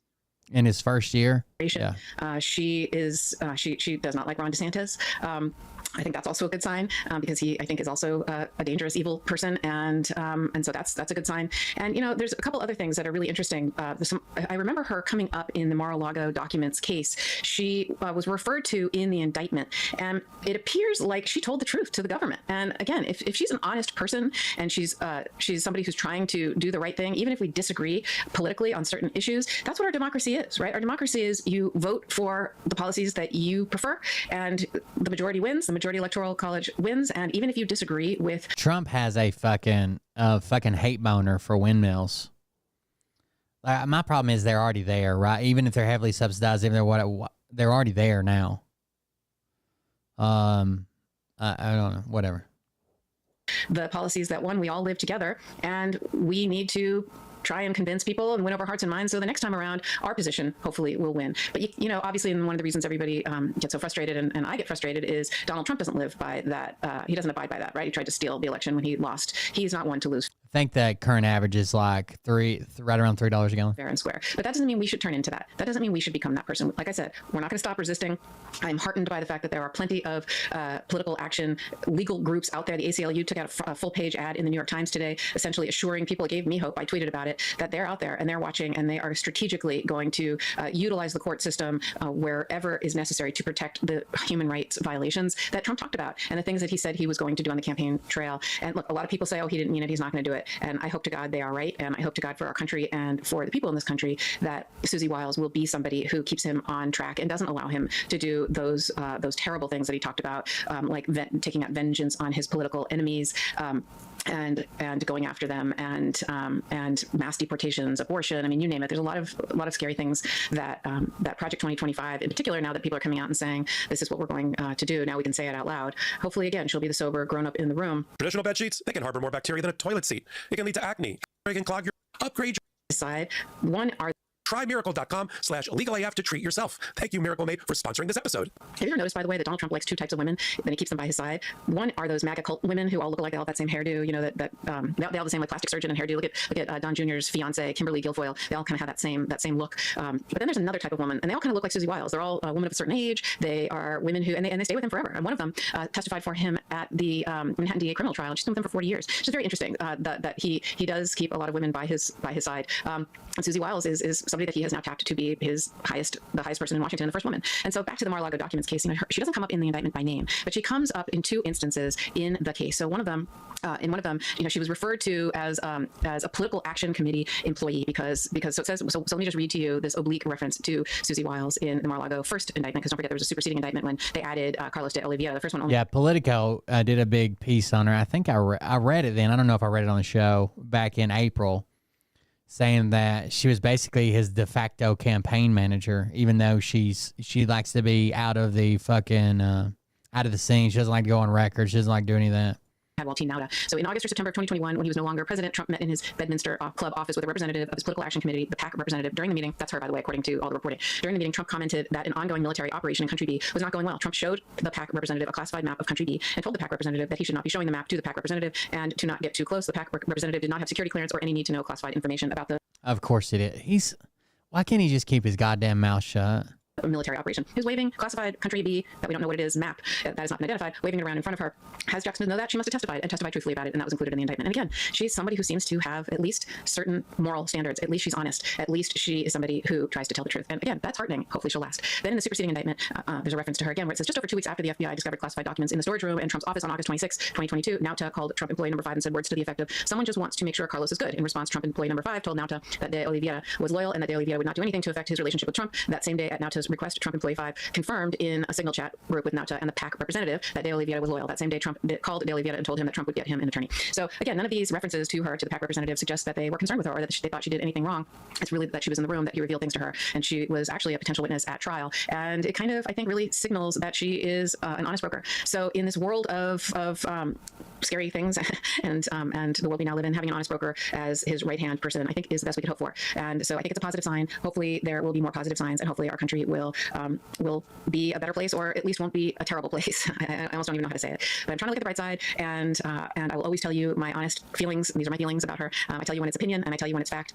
And this is my opinion about this particular choice. Let's see if she lasts, and let's see if they actually accomplish the things that they say they're going to accomplish, at least some of them, and hopefully they are prevented from accomplishing the dangerous and unlawful, illegal, scary ones. So when you hear, I'm not the person who's going to just always say, oh, everything is terrible, everyone is terrible, and everything is bad, and everyone is bad. This is my thoughts on Susie Wiles as a choice, and I'll tell you when I think that the choices are a lot worse. I think she's been in politics for like 40 years. Because they are to come. I think he's starting with the good one, the best one, because there's some really scary names out there that are being dropped, and I'll tell you about those too when I hear about them. I'll end with the fact that the Mar-a-Lago documents case, of all the cases, Jack Smith is reported to wind them all down, and the 2 cases that Jack Smith has, Jan 6 and Mar-a-Lago, and we might not ever know what the evidence is in the Mar-a-Lago case because there will never be a trial. The case was dismissed by Judge Cannon. It's on appeal. I think that they're going to wind it down. Who knows if the Justice Department will continue the case against De Oliveira and Nauta. It doesn't really matter if they do or not, or try to appeal that, because Trump, I'm sure, will pardon them on the first day in office. So that case is going nowhere, and the thing that's upsetting about it is we'll never truly know what the facts are, because there was no trial. That one motherfucker who hid the 6 extra containers of documents or whatever, he ought to be locked up for sure. That's fucked up. I mean, Trump ought to be locked up for telling him to do it, but hiding those 6, like they left with 36 containers, they only come back with 30. Trial, unlike the January 6th case, where although there was the January 6th Select Committee, it was almost like a trial. We do know what those facts. Put it in his room to load onto his plane to fly, even though the FBI was coming the next day to receive those documents. Obviously, Jack Smith had many more facts. Who knows if he'll do a report like he's supposed to do, and who knows if he does a report about January 6th or this case, whether we'll ever see them, because this one has a lot of classified information, classified documents. So we might not ever actually know what the actual facts are of this case, because it's going away fairly quickly. I'm Karen Freeman-Agnifilo. I am a co-host on Legal AF and Mistrial, and I hope you continue watching us. Real quick, Meta just changed their algorithm to suppress political content. All right, let's see if we can find this other one. Might be a good pick. Was it Buyer's Remorse? No, that was 5 hours ago. I haven't seen that one.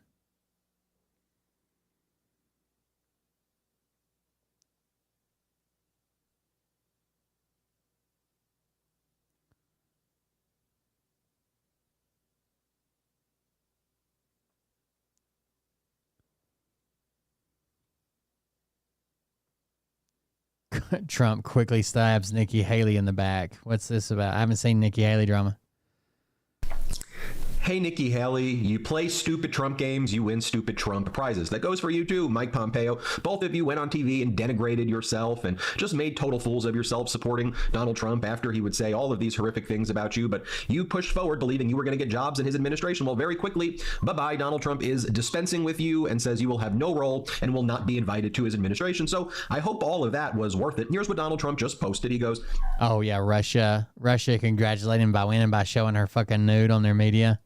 I will not be inviting former Ambassador Nikki Haley or former Secretary of State Mike Pompeo to join the Trump administration, which is currently in formation. I very much enjoyed and appreciated working with them previously and would like to thank them for their service to our country. Make America great again. In addition to posting that, Donald Trump also posted this for everyone who thought naively, oh, I think there's going to be a tone change here. I think that he's going to be different this time. Relax. He went after Gavin Newsom. Gavin Newsom said, you know, I don't wish for the president to fail. I hope he does his best, and I hope America succeeds under his leadership. Right? I have respect for the office. But I'm not naive. Right? I've heard the plans he's proposed. I know what he did in his first term, so we're going to be ready for that. And fucking Trump had a goddamn meltdown on Truth Social. Here's what Donald Trump posted. He goes, Trump stuns world. And then it's a photograph of Vice President Kamala Harris with makeup dripping down her face. It's an AI photograph. This is Donald Trump's behavior, as we've always said before. I don't think our president should be posting AI photos.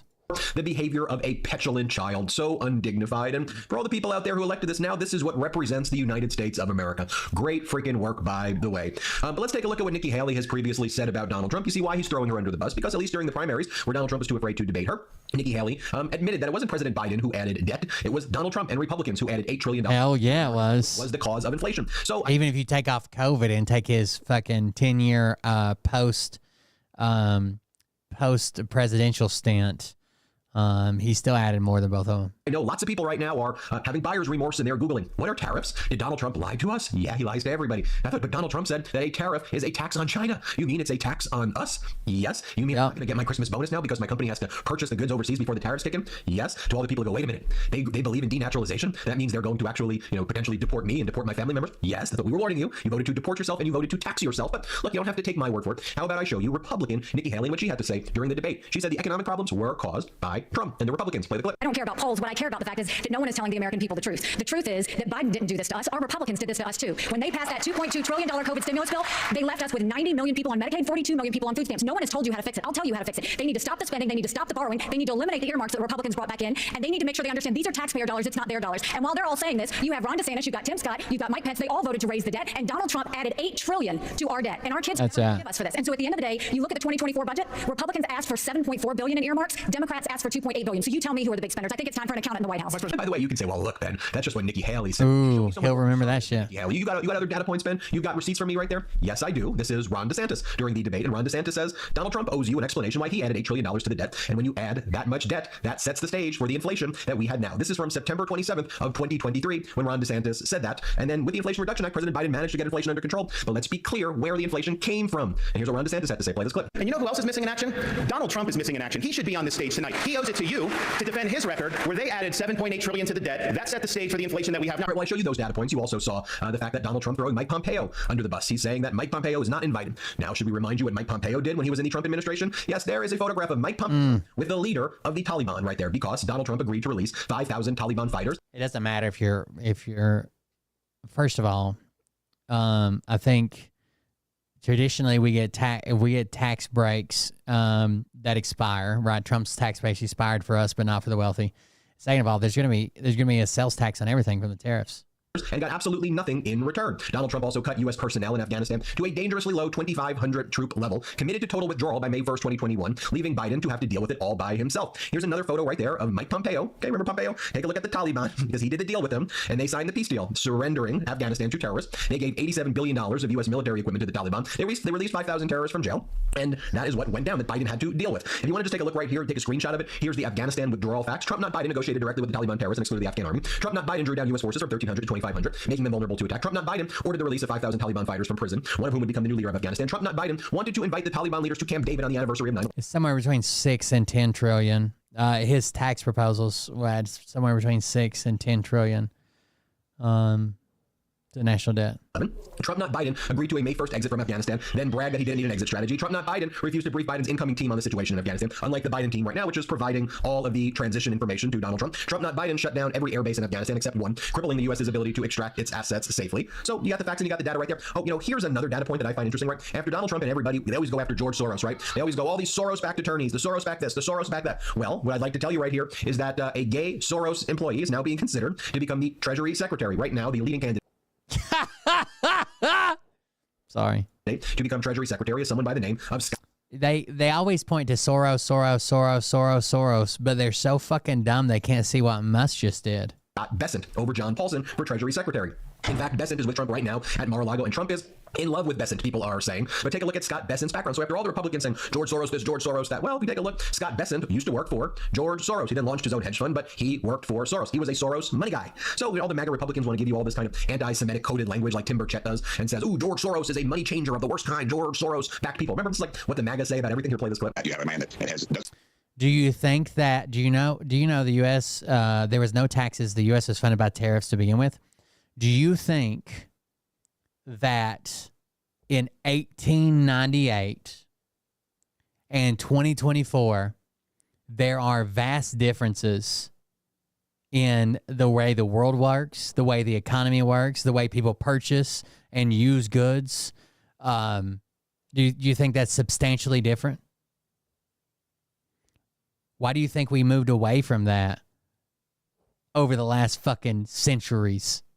Does not have America's interest at heart. He wants to destroy this country, and that's exactly, he is a money changer of the worst kind, and he will destroy this country and the economy of it. And well, the actual money changer for George Soros, from a literal sense, not the anti-Semitic implied sense that Tim Burchett gave, was the Treasury the person who Donald Trump's considering for the Treasury Secretary. So George Soros. Well, there you go. Okay, and then let's take a look right here too. Some of the infighting as well, as all of the MAGAs are going crazy and screaming at Mitch McConnell, and they're writing along the lines of this. Here's what Tucker Carlson posted: "What the hell is going on in the U.S. Senate? Hours after Donald Trump won the election, Mitch McConnell engineers a coup against his agenda by calling early leadership elections in the Senate. Two of the three candidates to become the majority leader in the Senate hate Trump and what he ran on. One of them, John from Texas, is an angry liberal whose politics are indistinguishable from Liz Cheney. The election is Wednesday. It's by secret ballot, and it will determine whether or not the new administration succeeds." And the MAGAs won Rick Scott. Rick Scott of Florida is the only candidate who agrees with Donald Trump. Call your senator and demand a public endorsement of Rick Scott. Don't let McConnell get away with it again. Then Laura Loomer chimes in: "Told you. I said Republicans would lose their mind." These are completely different fucking topics. These are completely different fucking topics. You can't even imagine living in the United States before 1900, right? But now it's like, well, how much waste do you think there is? How the fuck is tariffs going to fix waste? When they realized what McConnell did in violation of Senate GOP bylaws by scheduling the vote for November 13th. He added more to the deficit than other fucking presidents of a modern era. Even in long term, like past, not even talking about COVID, like they take the legislation that you've passed and they see what its effect will be for the next 10 years. And he's ahead of fucking Biden and Obama. Why didn't anyone have the balls to talk about this a month ago like I did? A little too late for the outrage, given that we should have been addressing this before the election to protect Donald Trump. People cried about unity, though. This is what unity gets you. A McConnell coup to undermine the entire second Trump administration. Enjoy your unity. So now accusing Mitch McConnell. And during a good economy where we didn't need deficit spending, you're exactly right. We don't need deficit spending when the economy's fucking booming. Of doing a coup against Donald Trump. That's what you get, MAGA. A total freaking mess. Good work, Nikki Haley. Good work, Mike Pompeo. Good work, Mitch McConnell. Good work, John Cornyn. All of you. What a total freaking mess. You all. The budget's not good enough for them. They can't. That's not broken down enough. You all have created here. American people are going to wake up. I've had that argument 1,000 times. Probably pushing back against this disaster and this. Let me see if I can find this.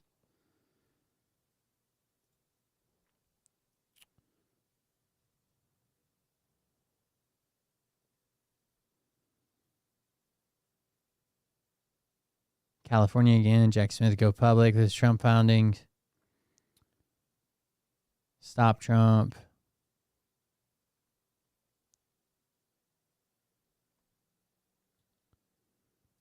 Let's see if it was this one. Instantly regret their votes. Taking drastic measures to try to counteract Donald Trump's promised tariffs, slashing jobs in the United States. And this is just the beginning, folks, so buckle up. By the way, the reason there's going to be a boom this last quarter, there's going to be a spending boom this last quarter because people that are expecting Trump to deliver on his word and start all these tariffs on every fucking import right across the board.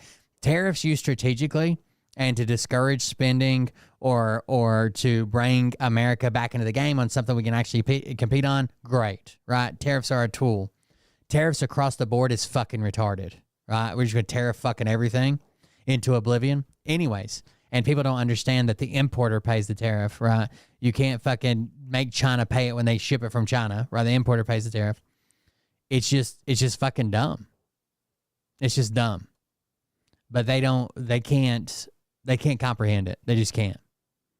You know, at one time, the U.S. was funded by tariffs and had no income tax. Yeah. Tell me what it's like to fucking live in 1803. And don't say we didn't warn you. My name is Brett Meiselas here with the Midas Touch Network. Be sure to hit subscribe and help us get to 3.5 million subscribers. Trend graph, which spiked that day. And if you look at the actual specific states, the interest by change my vote region for this search, you see that there are some states that are pretty important in the election. You see at number 1, Oklahoma, number 2, Utah, but then you see number 3, Wisconsin, number 4, Pennsylvania, number 5, North Carolina. Now that is instant regret that we are seeing. And those weren't the only types of searches that people were making the night of the election. Here's another one. Are tariffs bad? Was a popular search term. You could again see it spike right around the time. We can't make everything here. It's not the argument. We got to decide what we want to make here. We can't make everything here. We don't have the workforce to make everything here. Of the election and on election day and election night. And you can look at the popular and to make it affordable regions too where this post was made. You could see number 1, West Virginia, number 2, Minnesota, number 3, Michigan, number 4, Iowa, and number 5, Pennsylvania. You know, I don't think people quite realized, maybe because the corporate media wasn't covering this often. I don't know exactly what it was. Maybe they were just so distracted by Donald Trump's antics, but a lot of these voters did not. The best analogy I've ever heard for it is like you're going to build a house and you've got 50 people to build your house, right? That covers everything. You're starting with nothing, right? A bare spot of dirt. Do you want to take those 50 people and have 10 of them go start a lumber mill, and 2 of them start a factory that produces pipe, and another 3 go out and start fucking mining fucking natural tile, and another one starts a fucking granite mine to get your countertops, and another one starts mining gypsum to make drywall? Or would you rather buy those pieces and have the 50 people build your fucking house? You would buy those pieces.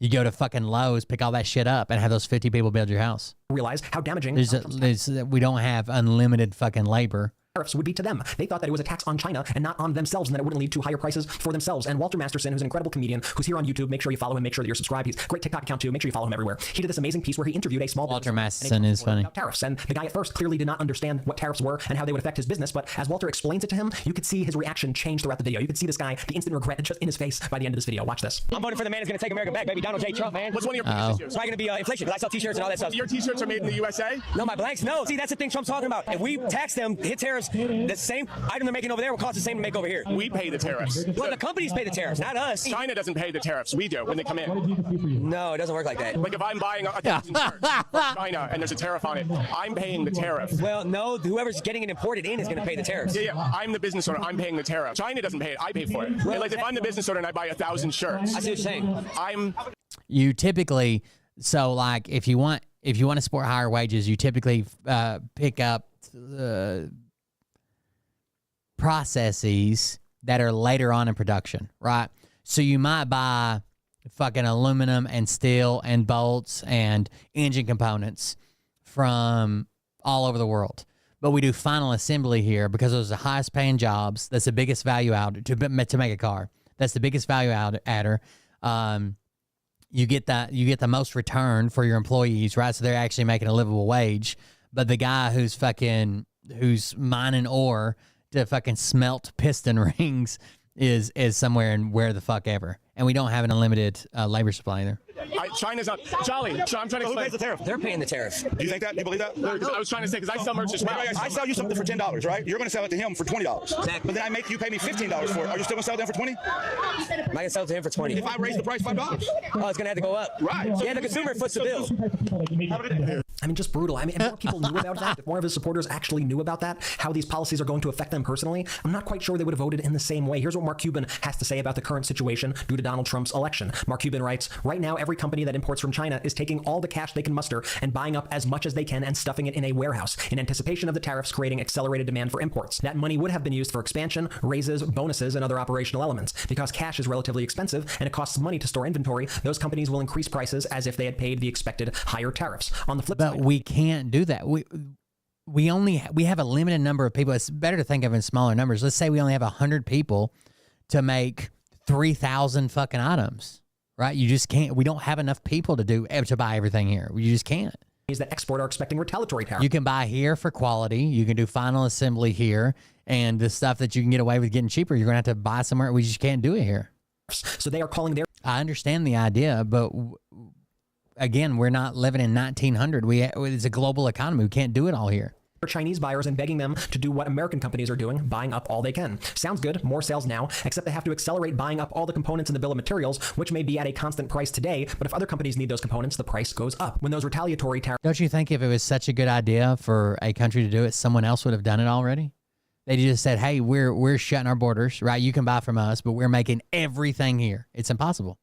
Hit, the companies have to pray that the companies in China they sell to can afford their products, or far worse, possibly the Chinese government tells them, if they can, to stop buying from the USA altogether. This is all happening right now. And then Mark Cuban says, if anyone has examples of this, I would love to see them in the replies, and I'll also extend that to you over here. I would love to hear if you have any examples of this as well. To that point, here's a post that we have seen that is outlining this exact issue. This individual writes, results have already started. This is from an American woman today. My husband works for a small manufacturing company, and here in southwestern Pennsylvania, that means most employees... I don't know if that's true. We have the highest GDP ever.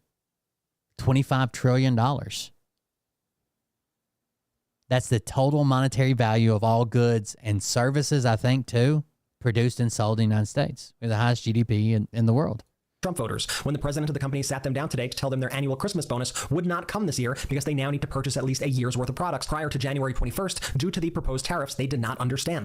Results have already started. This from an American woman today. My husband works for a small manufacturing company. So again, there's going to be this boom. That's where I broke off earlier. I didn't finish my statement. There's going to be this boom before the first of the year Because Q4, not only are a lot of companies trying to, a lot of departments are trying to spend their budgets, where there's usually a boom and you have holidays and stuff. But if people take Trump at his word and there's going to be these across-the-board tariffs as soon as he gets in, companies are trying to buy and hoard supplies to avoid whatever that tariff may be down the road. So there's going to be a boom here and then probably a stalling Q1, Q2 before they have to start picking back up and buying their shit.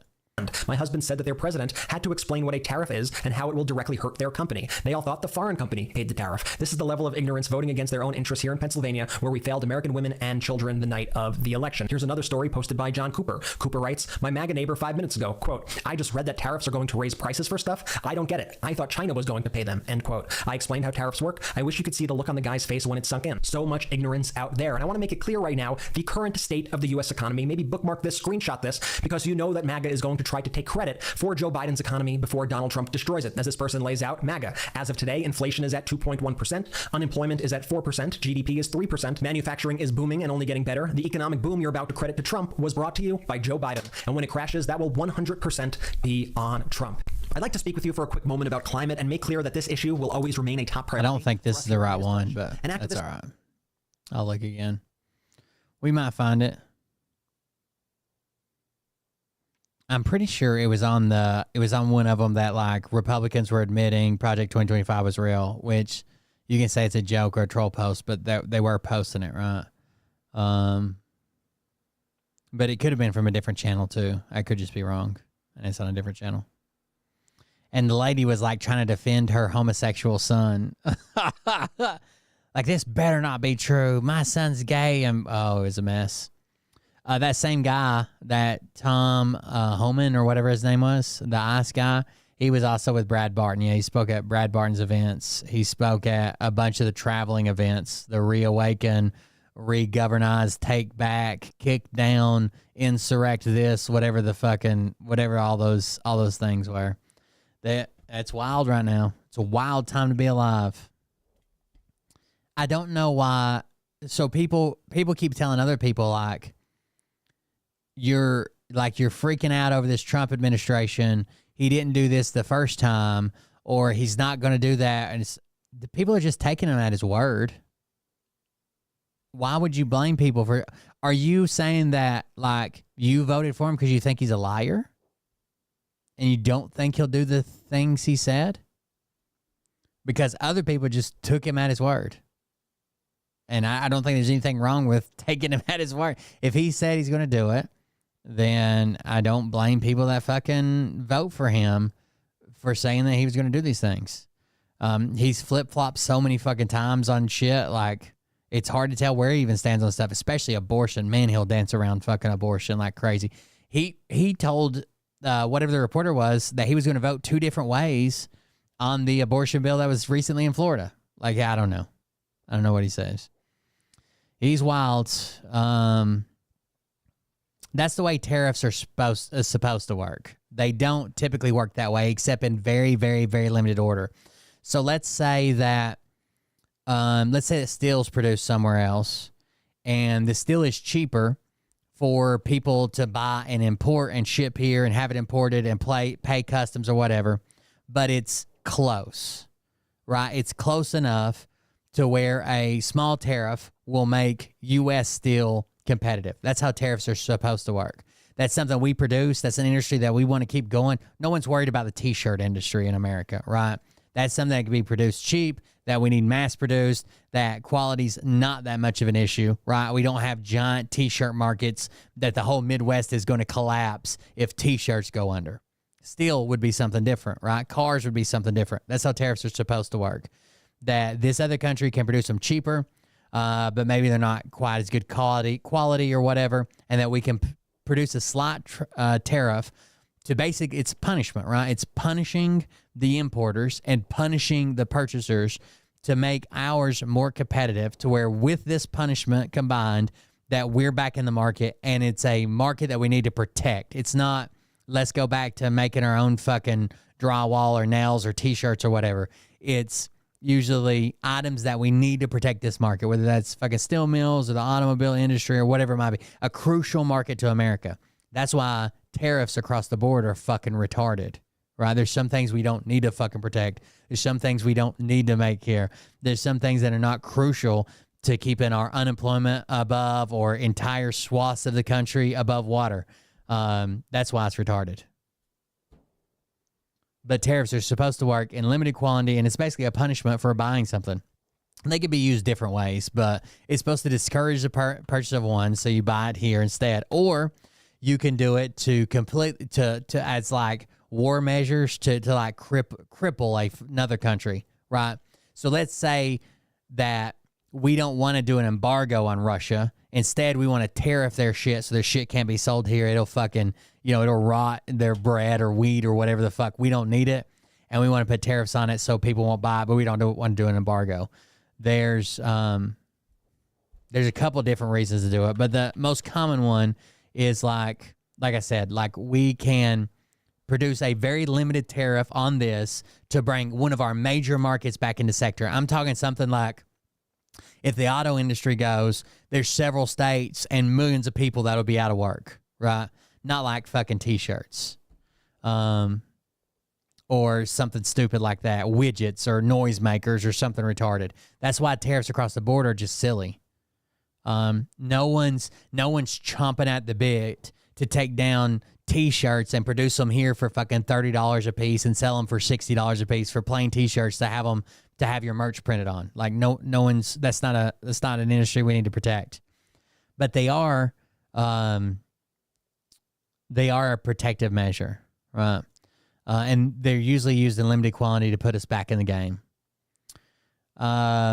Protect domestic industries, one of the big ones. Political leverage over another country, that'd be like wartime, or we know you're doing something bad, so we're going to do this, or we don't want you in our country, so we're going to do this. I guess you could do it just to raise revenue. Like if you were going to do a small tariff, I guess if you did like a 1% tariff across the board, you could argue that people wouldn't even fucking notice it, and that it would, it goes to the country to raise revenue. But we're not the same country we were in 1883, where 58% of our entire income is going to come from tariffs. Right? We just don't produce as much stuff. The world's changed. The things we need, semiconductors, right, that we don't even fucking make here. There's just so much to take into account. But it almost always has the effect of higher prices for the consumer, for the people that are already probably struggling to pay for shit. If you're a millionaire, you're not going to notice that your fucking coffee or whatever you're buying went up by a few dollars. If you're already just barely paying the bills and everything across the board goes up by a few dollars, it's probably going to hurt you a lot more. It almost always has that. Competitive advantage, protect an industry, leverage a country. That's about the only reason. But they should be used in limited quantities, unless you're trying to just send a message to a country like "fuck you." But even those don't last long. Not to mention, Trump's got to be careful right now because oil is booming. The oil industry is booming. LNG is a byproduct of gas production, right? LNG sales are through the roof right now to China. Are through the fucking roof to China. But China doesn't have to buy LNG from us. They've got other suppliers they could get it from and take their whole market over. So Trump obviously wants to protect big oil, and it's probably in our best interest to protect that market, the same as it would be automobiles or the steel mills or whatever. So Trump's got to be careful with pissing off China too much until they pull their LNG money out, because goddamn, they burn a lot of LNG right now. And that all comes from the oil industry. All right, guys. I think I'm going to try to get to the house, I guess. What do you guys think? Yeah, good enough. We'll call it a day. Thank you all for joining us. Thank you for the donations. There's a couple donations come in. Thank you to John. Again, he sent another donation. Q-Idiot sent a donation. If you want to support the stream, you can do that. Coldbeer.fund. We'll be covering the political nuance here until I get tired of it. I got a couple of projects I want to work on. A couple of vest projects I want to work on. I'll probably do live streams where I'm just working on shit. I need to set up an overhead camera, and now that the election's over and shit, even though we'll still keep up with that, we'll keep an eye on Phil. Who knows what the fuck's going to happen there. So anyways, thank you guys for joining us. Thanks for being here, hanging out with me. I'll holler at you guys on the next one, and we'll probably see you tomorrow. I'm going to try to get Patreon stuff back online. Happy Veterans Day to any veterans out there. Thank you for your service, and we'll see if we can get a Patreon show done this week and get back on schedule maybe. See you guys.